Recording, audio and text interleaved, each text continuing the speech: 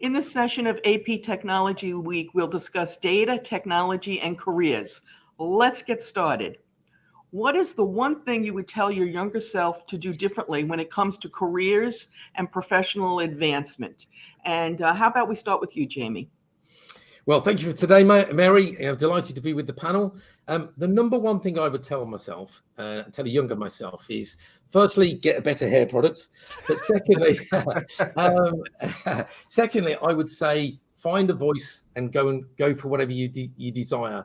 It's been far too long that accounts payable haven't had a voice. We're finding it now, finally, with the benefits of Mary and organisations such as ourselves, Tom and Dan's organisation. But actually, I wish that I would have found my voice a lot earlier. So that's the number one thing I would have told a younger self. Yeah. And I would honestly say the same thing. When I first started, I know you'll find this hard to believe, but I was afraid to speak up. It was like, if I say anything, they'll be mad at me. And of course they weren't. It was perfectly fine. So I concur with you. How about Dan? Yeah, it's kind of interesting, isn't it? Casting your mind back. Thank you also, Mary, for inviting us to this. My recommendation to my younger self would be try a lot of things, ask a lot of questions, be curious, and use that to find a job that really interests you and inspires you. I think it's very easy to assume that whatever path you're on is the path you're meant to be on, but in reality, it's not. There's a path waiting for you, which is absolutely perfect. And I was quite fortunate, but I think being curious is a really important quality, and we should encourage it in everyone. So I will tell you, Dan, I think I'm on my third career. Good. That's what we want. Yeah. How about you, Tom? And thank you, Mary and Jamie, Dan. Great to join you on the panel. Pleasure to be here. Great question. What advice would I have for my younger self? I go in a slightly different direction, and something that I always kind of knew, but I didn't know, was that knowledge is power. Just really breaking down the concept of knowledge being power.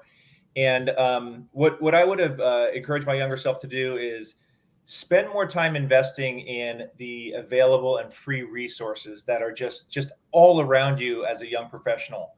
And two areas where I'd focus, almost cheat codes, stuff that I rely on now that I just let pass by me for years. On an annual basis, there's a series of C-level reports that just flood the marketplace. In particular, I'm always very impressed with like CFO surveys that talk about the top trends that CFOs are focused on for the year ahead. And they're not always germane to the upcoming year, but if you really pay attention to them, you start learning about the year after and the year after that. And it's really a cheat code because CFOs become operational. So you hear about finance, operations, and security, quite frankly. And the other thing, sort of in the same vein, is there is an unending procession of free trials and new software and partnerships and opportunities to try all the latest software that's coming out from all these different service providers. And they do everything. My profession is marketing, but there's all sorts of things for technology and for finance, et cetera. Take all those free trials, learn what those systems are. If you learn fundamentally how those systems work, there's nothing you can't do, and there's no system you're going to be introduced to that you don't already have some sort of feel for. So knowledge is power. Take advantage of what's freely available to you. Right. I like that. Knowledge is power. And I believe it is.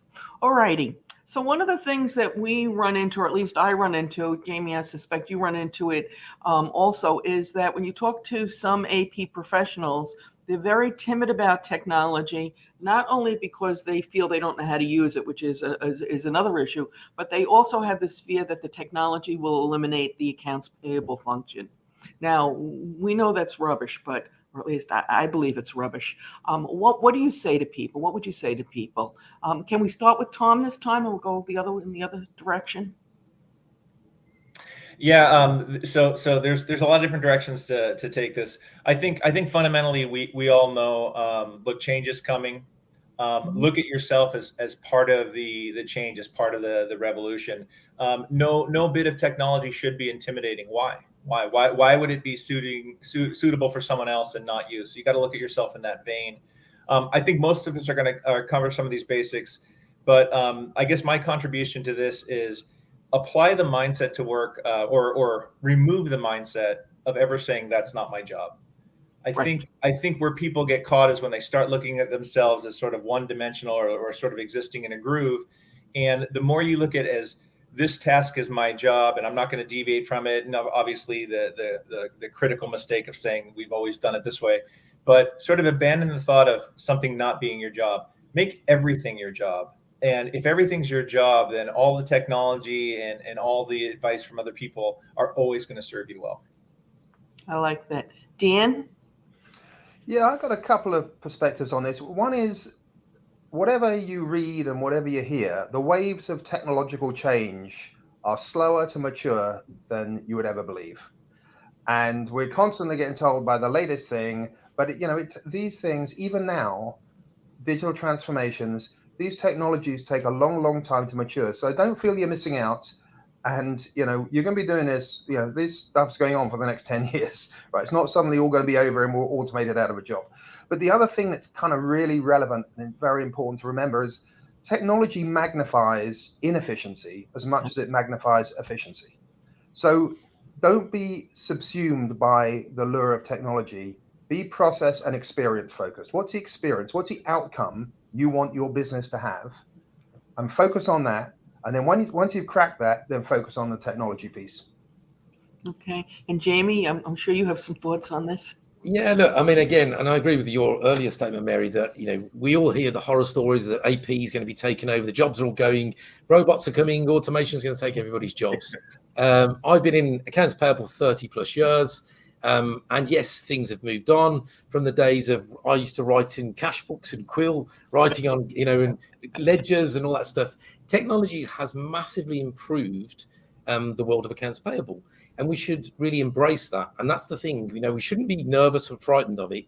And the misconception is that jobs are going to go. Actually, no, what actually happens is we upskill, we learn more, we become more important, we're more strategic, we're more valued in terms of what we do. But we can only do that if we embrace what's coming down the line. And also, I would definitely say, Mary, that you and I have spoken about this many times. Don't worry about victim mentality. Don't be done to. So if you're a part of a project and somebody says, look, we're thinking about automating or putting some new technology in the accounts payable team, be the first to the table. Make sure your voice is heard. Make sure you understand what you want from technology. How can it really improve what you're trying to do?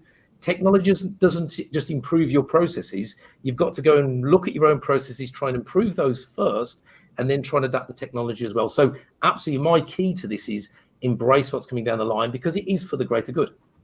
Can I and a lot that? of it's not that difficult. It's not that difficult to use once you learn. Tom, I'm sorry. Yeah, I just wanted to add, Jamie, you spurred a thought that I've been carrying around for a while, which is do what you can from the AP desk or from the finance desk to remove the barrier between you and service providers. And oftentimes you look at it as like a point counterpoint, or these service providers, they call me at the most inopportune time. They're trying to sell me something. They're trying to get my business. They're trying to sell me soap. But what you do is, I mentioned before, taking advantage of trials, really look to the service providers as centers of innovation and be very frank with them. I don't have budget. I probably won't buy this. They still want to talk to you and get you are a wealth of knowledge for them, because you know the practical application of their solutions, and they know ways that other companies have sort of worked around obstacles and problems. They also know what's in their development roadmap and what's coming down the pike. There's so much symbiosis between providers and experts in the AP field and the finance field, that more conversations about what's coming down the pike, how should we be looking at these challenges, open that wide open and explore those conversations more deeply. Well, you brought up the point, Tom, that people say they don't have budget, and sometimes they don't have budget. That it's a legitimate response. Right. But the reality is the cost of a lot of this technology has come down so much that they do have the money for it. They assume something about cost that's not true. True. I'm a sales guy, and here I am talking about no budget. Yeah, of course you have budget. We'll find it. Yeah. Nice. Okay. So in the last few years, what are the biggest changes you see in the accounts payable department and the way they use data? And Dan, I haven't picked on you first, so how about you? So I agree that data is one of the most powerful assets we have, but we are still underusing it. There's still not enough data-driven decision making in business, not just in AP, across the business. We talk about it a lot, but we're not doing it. And one of the reasons for that, in my opinion, is we're still very focused on using data to show how good we are, to say I'm 85% good or 86, and next year I'm going to be 87% good. And you know what, as a customer or an executive stakeholder, what I want to know is, well, tell me about the 14%, the 13%, tell me what's going wrong. And I've been talking to a number of global companies recently about this, and there's a growing kind of groundswell that people are starting to ask that question. Let's not worry about, we're pleased you're doing well where you are, but let's focus on what's going wrong. How do we fix that? And from a data point of view, that means focusing on defects.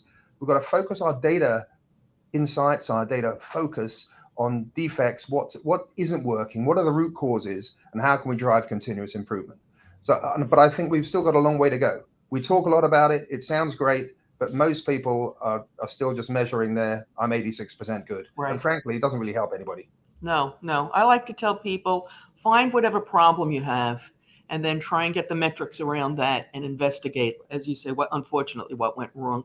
Exactly. Jamie, you want to chime in on this? Yeah, look, I mean, again, the question obviously is how AP departments are using data differently over the last few years. But I think let's go back to basics, Mary.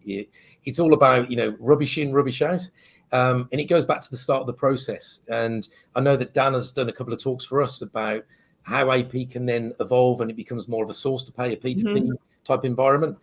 You've got to take it back to how you bring suppliers on, the quality of the data that's getting input from the very start point through the whole cycle of accounts payable, right through to the output. So when you're reconciling statements, dealing with suppliers. So the statistical data of how you manage invoice volumes and how you manage individuals' performance, that's one thing. But let's talk about how AP can actually make a very big difference in the strategic value of an organization. Starts with the start of the process. What's the quality look like? How do you bring them on? How do you bring suppliers on? What's the boarding process? How efficient is that? And that's all technology driven. Is it manual, etc.? What's the process to take somebody through, and how accounts payable are, if you like, training, supporting people through that process?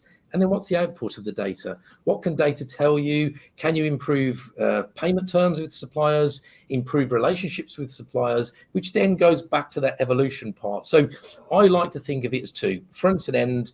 Can we improve the quality at the front end? And what can we then do with the data that comes out the other end to improve the journey of a supplier, which then adds more strategic value to a business?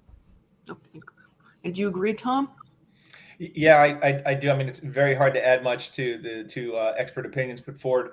I would say one complication, you talked about the biggest challenges coming to data, is the vulnerability associated with data right now. Everything you're trying to do, you're trying to really land on the head of a pin here, but it seems like the vulnerability and data security issues, information security issues are so heightened right now. There's so many ransomware attacks and fraud issues that everything you're expected to do is set to the backdrop of this zero margin for error, which further complicates the matter. Okay. All right. Now we're going to dive deeper into the issue of data and accounts payable. But before we get to that, perhaps each of you could take 30 to 60 seconds to introduce yourself and your company. So I guess, how about Tom? Tom, and we'll end up with Jamie. Certainly. Thanks for that, Mary. So my name, as the name placard in front of me indicates, I'm Tom Flynn with SpendMend. I have been serving, and all the white in my beard proves it, for about 25 years. I've been serving the AP community and the greater finance and P2P community. Currently, I'm with SpendMend, a company I'm extremely proud of to work with. We serve primarily in the healthcare industry. We work with healthcare systems and also providers and manufacturers throughout the system to just help them shore up their cost cycle so that they spend more responsibly. And when they're not spending responsibly, how do they track that back and prevent those errors from occurring again? So Dan? Hi, yeah. Well, I'm Dan French. I'm founder and CEO at Consider Solutions. And for a long time, like Tom, I've been working on finance processes, working for large global organizations, the CFO, the finance function, the global business services organization, to help drive a kind of a step change in process effectiveness and efficiency, but not just by throwing technology at things. It's about understanding the end-to-end, understanding stakeholders, understanding what really changes the business experience of a process and the outcomes. And kind of it's fascinating. And so as Jamie referred to earlier, I talk a lot to accounts payable organizations and say, look, we know 95% of the problems in your world are caused to the left-hand side of you in the process diagram. So let's work with those stakeholders. Let's work with sourcing and procurement. Let's work with buyers. Let's work with the business units and executive management to make the whole process work better. And as a result, AP will become more strategic. So, that's what we're about. So, and Jamie, you have a little different background, don't you? I do, yeah. I used to be a tap dancer. No, I didn't really. So I've been in finance 30 years. I'm now the founder and chief executive officer of the Accounts Payable Association. We're delighted to be partnering with the wonderful Mary Schaefer of AP Now. We've worked collaboratively on a lot of projects. And actually, by the way, for everybody listening in and watching today, the three panelists on here are also part of our top 100 influencers. So these are part of the most influential community in the world of accounts payable and procure to pay. What do we stand for, Mary? We are an events business, so we do conferences. And again, I know you've all been to our conferences, either virtually or physically. We are a community at heart, one of the largest communities in the world now, which is excellent. It shows that there's a real need for it. And also we do courses, certification and programs. And I know that you and I, Mary, have one, collaborated previously, and two, excitingly, we're going to collaborate more importantly for the future as well. And Jamie's group is having a conference in October in Manchester. Am I right, Manchester? Do I have that right? Close. Yeah, very close. It's just slightly south of Manchester, in Birmingham, so you can tell by the accent. Okay, geography is not my strong suit, and I'm thrilled to be going over there for it. So, and then I get to see Jamie and probably Dan. Are you going to be there, Dan? Good. I hope to be. Good. And Tom? Pressure. Don't rule anything out. Don't rule anything out. Okay. I have a little visa issue I have to clear up for a misunderstanding over in another part of the world, but as soon as that's done, I'll be over. Good. All right. So back to data. Tom and Spendman define dark data as data that gets lost between systems, in silos, within supplier data, between departments, and more. Tom, can you give us some real-life examples? Yeah, absolutely. And dark data is a topic I could probably talk about for too long. I think that the term dark data sort of comes as a compliment or an answer to the last 15 years or 20 years about hearing about big data. And I know years ago, The Economist, I think they came out and they said that the world's most valuable resource is data. It's the new oil. How else? All the take an example like Facebook. All the utility you feel like you get from Facebook, you can share pictures and post what you had for lunch and get in fights with strangers. All the stuff you can do there. How are you able to do that for free? It's because it's not free. You're actually giving them a very, very valuable asset in return. Further, Forrester calls data the currency of business. And I know the example or the definition of dark data that I probably like the most is Gartner, who came out and said that it's the information assets an organization collects, processes, and stores during regular business activities, but they generally fail to use for other purposes. So that I think that's really important. Also, if anyone's very interested about dark data, there's a great landmark survey by a group called Splunk, spelled just like it sounds, where they interviewed 1,300 business professionals across the world, and they came up that about with the assumption that about 55% of the data collected by companies and large enterprises and organizations turns dark. I've heard that estimate as high as 90%, but regardless, whoever you're listening to, you're talking about half to 90%. And you talked about examples of dark data. Well, that's just it, Mary. When you're talking about a huge number like 55% to 90%, it's kind of like what isn't in dark data, and it's not so different than how we look at data as personal consumers. There's a sort of gotta have it nature of data, and we really don't know how to refine it. Just think of the way you take photos, or maybe not everyone's guilty of this, but how many times do you see something, you take a photo of it, and then you never think about it again? And it's in business, we kind of have the same thing. It's we want it just in case, and that's with zip files and with logs and with search histories, and also think about application builds that get abandoned, and that IP from the application build just sort of languishes in a database somewhere. And then there's employee data, and like in our world, there's vendor data, and there's invoice data, and there's duplicate data. So that sort of languishes and becomes dark data. And I think, Dan, you really touched on it when you talk about if you could seize on the utility of this data, how much more you could do to determine how do I get better. It's not just the 86% of what I'm doing well. If you could really pour over the data that you're not looking at and not contemplating, that's when you can start getting into these levels of new efficiency. This is the data I can't even see. If I could pull that out, what could I do? How could I thrive? And I think that's really the space where a lot of people are trying to get to now. And you see a lot of the improvements based on this mindset, but that's where a lot of people are now, trying to mine that dark data.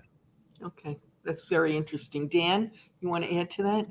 Yeah, I mean, I think there's two big kind of classes of dark data. I mean, one classic class is the unstructured data, all the emails we send around. Now, there's a lot of stuff that isn't that important there, but commitments are made between organizations in emails, which then get captured in more structured systems. So the unstructured data is still a big issue in terms of dark data. Commitments and expectations that have been set, which then don't get followed through on. And that happens within the organization and beyond. But the second class is to do with kind of the enterprise systems we run. And there's an irony that things are getting worse, because if you remember, it wasn't long ago, 10 years ago, maybe, the ERP was a kind of a monolithic beast, which was meant to be everything to everyone. And so organizations would struggle and spend hundreds of millions of dollars trying to make that ERP do everything. And it didn't really work. But the one good thing about it is all the data was in one place. Now, the new world is this idea of the hub and spoke, where you've got a core ERP and lots of spokes of other applications. But the visibility of data across these applications isn't 100%. It's not even 80%. So if you think in the whole cycle that affects accounts payable, you're talking about contract systems, the detailed contracts that you have with your suppliers. The purchase requisition and purchase order process might be in a P2P suite. Your invoice cockpits and e-invoicing run certain things around that, and a lot gets lost. And the interesting thing is, even now, we see a lot of organizations who've got, for example, invoice processing add-ons to their ERP, but they can't see their invoice backlog. Even now, we're in 2022, you can't see your invoice backlog because it's in a different system and we don't have the way to interrogate it. So it's a massive issue. It's getting worse, but our awareness of it is getting better. So hopefully that bodes well. But, don't kid yourself. Again, the wonders of technology, it's a couple of steps forward and one step back. So we're not making quite as much progress as we like to think. So we're disorganized. Only thing now, it's more visible. Yes. Great. Great. We know where bad is. Yeah, I guess. Right. Jamie, do you see the same thing? Yeah, absolutely. So again, Dan will know about this. So in the UK, we have a thing called the payment reporting practices, where organizations over a certain size in terms of employees and turnover have to report on their payments. So what do they say they're going to pay and how they actually then perform? And it sounds a very simple task. It literally is download all your invoices, your transactions, when did they come into the business and when do they get paid? But actually, when you really delve down into the performance of each transaction, rather than take an average, people come up with crazy answers. The best ones out there, I'm pretty sure, are not reporting the correct statistics. And the worst ones there are probably not having great data sets. So this dark data is all over. And I think one of the things I'd like to say that, and I think Tom mentioned this earlier, was that it's these silos, and it comes back to this, collaborating, working with your procurement teams, because there's so much data that can improve functionality, the departments, the AP, the AR function, the people chasing your credit controllers, that we just don't share. We know nothing about this data. It's all viable, it's ready for us. And I definitely agree with what Dan said, that things are progressing at a pace. Technology is helping us to, if you like, highlight the risks, the issues, and all those things are coming to the boil, coming out in front of us. But we don't seem to be getting to the core of the issues. What is it we're trying to achieve? What are our processes? What are our people trained on? We're just reliant on these great new systems and automation products that come down the road. And are we really putting enough time and effort in you working on the silos, working on the collaborations, working on the training, working on the processes, the efficiencies? And I think we don't spend enough time there, in my opinion. And I think that's where we need to go back to basics on some of this stuff as well. Jamie, you and I have talked a lot about how the accounts payable function is the same, or many aspects of it are the same. Now, Tom, he talked about they have to do payment timing reporting to the government. Actually, we don't do that at all over here. And I don't think, and correct me if I'm wrong, Tom, there's any indication that our companies will have to do that? No, not I was taking a note of that. Not that I'm aware of, but I'm familiar with some of my UK counterparts that take part in that. And every time they explain that to me, I breathe a huge sigh of relief, thinking, "All right, well." Because they don't have the 1099 crap we have, so it evens out. Yeah, I was thinking of some other problems we have, but yeah, 1099s will do. Sure. Right. So, yeah. All righty. In my humble opinion, accounts payable has a wealth of data locked away in its payment information. Do you agree? And can you provide the audience with some simple examples of data they should be able to extract from their payment information? And maybe, Tom, would you be willing to start on that one? Actually, Mary, I wanted to go off script on this one and talk about a different example. Actually, Okay. something that is germane to me, what not everybody knows. So I'm going to go lengthwise, and then I'll leave the AP example to the AP experts. But this last week, I threw my back out. This is my second day of even being propped up in a chair. And on one hand, the great news was I was able to get a telephone meeting with my doctor, or a FaceTime meeting with my doctor, which was a great advancement in technology. On the other hand, I just recently changed healthcare networks. Oh, God. So, Oh, God. right. So They don't know about this because they have one system that works well. Okay. Well, the mechanics will still translate when you consider moving it. Like, just think of a merger and acquisition, a new system managing data. And I talked to the doctor on the phone, and I'm so used to, on my last system, I could say, well, just look up my record. And so they said, oh, that's great. We now share information with that other system. So they were scrolling through it, and they said, oh, it's not open yet. We only have your emails between you and your doctor. So it would have been, having access to that would have been a simple peek at what my diagnosis was and what my prescriptions were, and they could have just reissued all that. And otherwise, they said, no, you have to come in to do this. And I mean, I was in a position where I couldn't even walk. And for me, I saw such a parallel there of anytime you see in AP, or even in my industry, and you see this a lot in healthcare systems, a merger and acquisition of two different groups, or blending together of two different vendor files. It's not that information isn't right there ready for you to read. It's that if you're sitting on the other side of the file and you simply don't know how to access the information and can't read it, it's right there and as good as useless to you. So I saw a big parallel in that. When we were gearing up for this, I thought, wow, I don't know how it fits. I hope I've ably landed that jet here. But it felt like, yeah, I've lived through this pain before when I've helped companies with mergers and acquisitions. So, Dan, I'm glad you're feeling better, by the way. Thank you. Yeah, good to see you pointing upright, which is a good thing. For now, I'm propped up in a chair.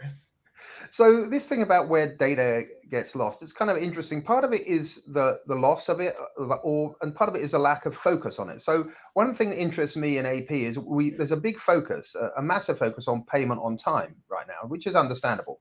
But as organizations get better and better at paying on time, they forget the fact that actually they're paying on time to the invoice date, but actually they're paying way early based on their business commitment. And what I mean by that is, in most business terms, you should pay within 30, 60, 90 days, whatever it is, of having received the goods or services. Oh, that's a big fight with the credit people. It's happening a lot. And we see people saying, oh, we're struggling to get to pay on time. And then you look at the data and say, if you look at the dates of the goods receipts as an average, you're already paying on time. And you've got to tell your suppliers to stop kind of pre-invoicing you for stuff. Now, obviously, there's certain situations where, you have an agreement with a supplier to pay an upfront payment. That's okay, but it's not the norm. And I think these things about dark data, sometimes it's just a myopic focus on one performance measure, and we forget about the other things that are actually even more important. So when it actually comes down to it, I think in terms of payment information, if you look at frequency, value, volume, are there better ways of serving the spend for different suppliers, and create a meaningful conversation with procurement and with buyers, because we've got to move up and down the end-to-end cycle to build those, that coalition to make the process better. But I think, the focus or the dark data is partly lack of availability and partly lack of focus. Partly it's in our hands. So Jamie, what do you have? Do you have some examples for us? Yeah, look, I'm going to go off script. I'm going to go off script like Tom did. So this weekend, I was fortunate to go and see the new Top Gun Maverick film, and not only do I share the height of Tom Cruise, we're roughly the same height. The devilish good looks, obviously, I've inherited those off him as well. Do you But share his hair as well? I did, yeah. He's Do you use shaped it on off days? he wears a Like wig, I Thursdays and promise. Fridays. But you know what part? I'm not going to ruin the film for anybody who hasn't watched it, but ultimately, the whole film takes you back to a nostalgic part back in the 80s. And then it takes you through how technology's evolved, how the MiG fighters have all improved, and all this good stuff. Towards the end of the film, they go back to basics. They look at, there's a part in the film which, again, I'm not going to sort of ruin for people, but he goes back and he flies an old plane. And it comes back to the person, comes back to the individual, comes back to the basics of what he's trained and what he's willing to do. And the thing about payment information, which is the question, what can we give the audience in terms of advice, is go back to basics. Look at what the data is telling you. That example I gave earlier about the payment reporting practices in the UK, Dan's right. We focus so much on days to pay. What we don't look at, and we look at that as an average, we look at, what are we doing as a business? What's the average days to pay? We don't then look at the anomalies, the things that are going really, really well, and the things that are going really, really poorly. And we don't then spend enough time on fixing those issues and errors. And then what that happens is, and I know you're an expert here, Marys, that's where fraud creeps in. That's where education. Yep. And that's where we've got to then look at what are the basics, what do we teach and train our teams to do? We don't rely just on the data and rely on the people and the technology. We then put time and effort into both what's going well and not what goes well. So there's my Tom Cruise analogy. I knew I'd get it in somewhere, but there you go. All right. So we can title this session what you can learn from Tom Cruise about accounts payable. There you go. Right. Very good. I'm proud of you. And I'd rather talk to you than Tom Cruise any day, Jamie. Okay. We can't talk that much about technology, data, and careers without mentioning kind of like the elephant in the room, Excel. Now, I know I rely on it a lot. Is it important that AP professionals know more than the basics? And if so, how much more? And I can tell you, one of the people that I know, like you guys, probably not as well, is a guy called Mr. Excel, Bill Jelen. And anytime I listen to him, like my head is spinning because all the different things that he does and can do with Excel. He even has a Wordle solution right now. I mean, he's amazing. But anyway, so I digress. So Jamie, you want to start talking about the role that Excel would play? Or not? Look, I mean, in generic accountancy and finance, Excel's always been a huge part. Way back when I started my career, the days when it was pre-Excel. But Excel came in, it's always been a fundamental of an accounting tool or an accounting system.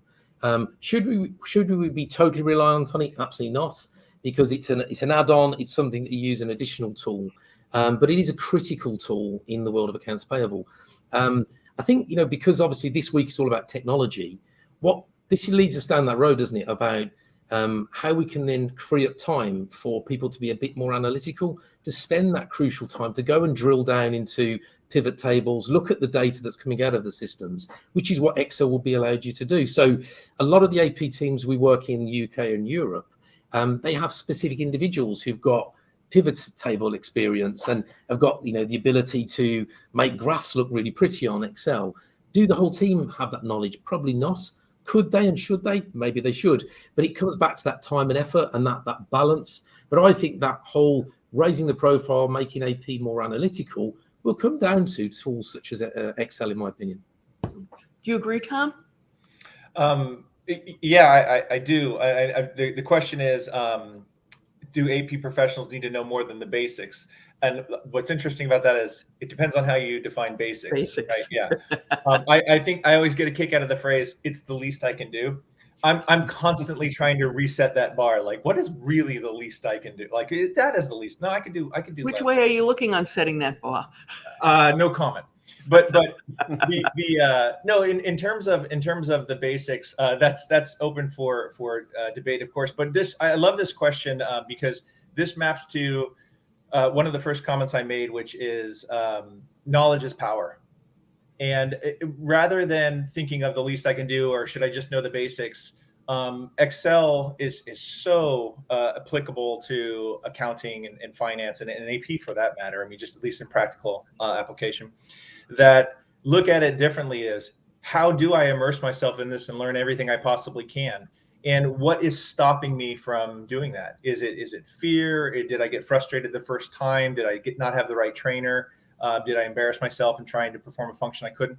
How do you break through any of those barriers and embrace that? But this would be an example of knowledge is power, a technology you want to embrace wholeheartedly. And it just so happens that there's no getting away from it, not in any time in the near future. Excel is always going to be part and parcel of. Right. I mean, I can't imagine starting any sort of financial project, be it something as simple as a budget or something a lot more complicated, without opening an Excel file. Yeah. At least to get me started. Dan, what are your thoughts on Excel?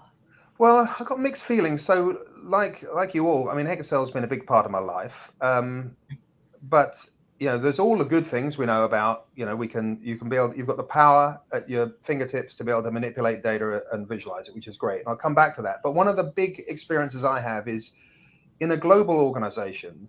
The number of times I've had planning or review discussions where everyone comes with their own Excel, and you spend the first day discussing why their numbers aren't the same as your numbers, and it's just pointless. It's a waste of a life. There's better things to do. So if you look at Excel as a technology, it does two things. It does analysis and it does visualization.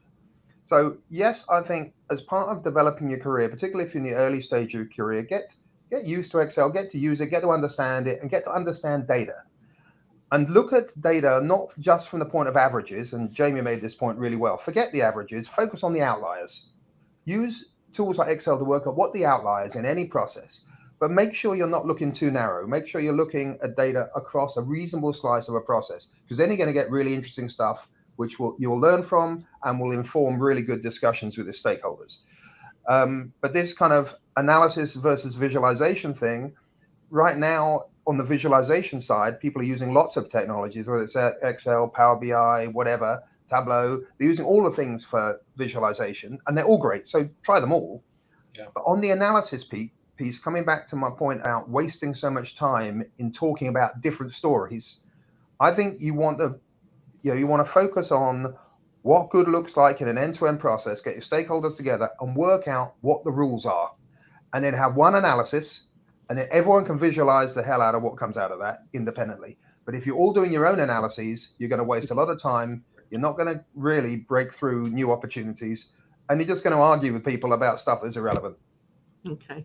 All righty. So that was pretty interesting. So one piece of closing advice for the audience. Tom, let's start with you.